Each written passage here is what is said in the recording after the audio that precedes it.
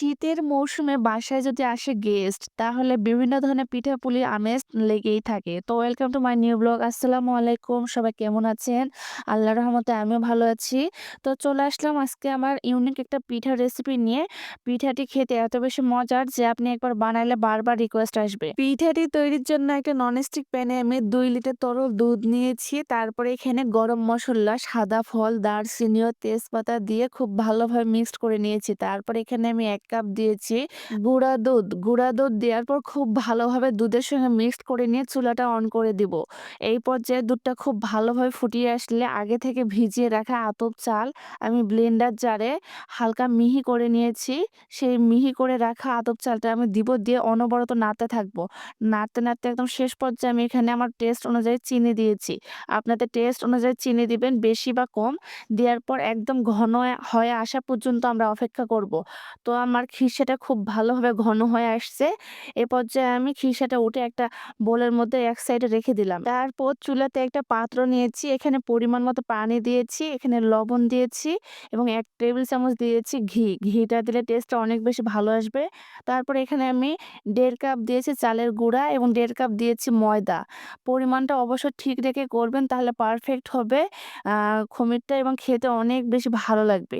এই তো সবগুলো ভালোভাবে মিক্সড করে আমি ৫ মিনিট ঢেকে রেখে দিয়েছিলাম। এতে আমার ডোটা খুব ভালোভাবে সফট হয়েছে এবং পারফেক্ট হয়েছে। তারপর আমি একটা বোর্ডের মধ্যে ডোটা নিয়ে হাতের সাহায্যে খুব ভালোভাবে মিক্সড করে একটা রুটি বানিয়ে নিয়েছি। রুটিটা মোটামুটি পাতলা হবে। তারপর একটা যেকোনো বোতলের ঢাকনার সাহায্যে আমি এভাবে কেটে নিব, অথবা স্টিলের গ্লাসের সাহায্যে এটা করে নিতে পারেন, বড় বা ছোট। তারপর কেটে নেওয়ার পর অতিরিক্ত অংশটা আমি রেখে দিলাম, পরবর্তী প্রসেসে আমি ব্যবহার করব।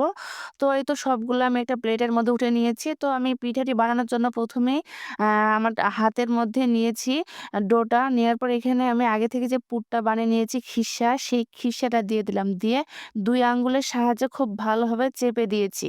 দিয়ে এখন আমি ডিজাইন করব। এজন্য আমি নখের সাহায্যে এভাবে চাপে, চাপে একটা ডিজাইন করে নিচ্ছি।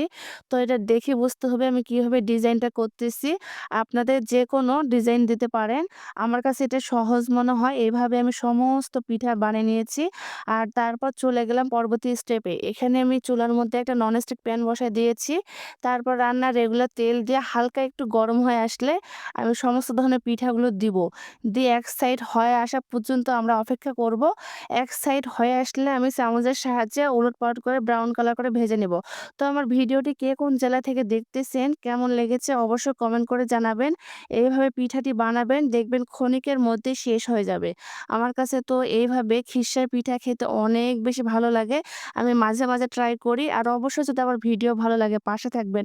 আজকের মতো আল্লাহ হাফেজ।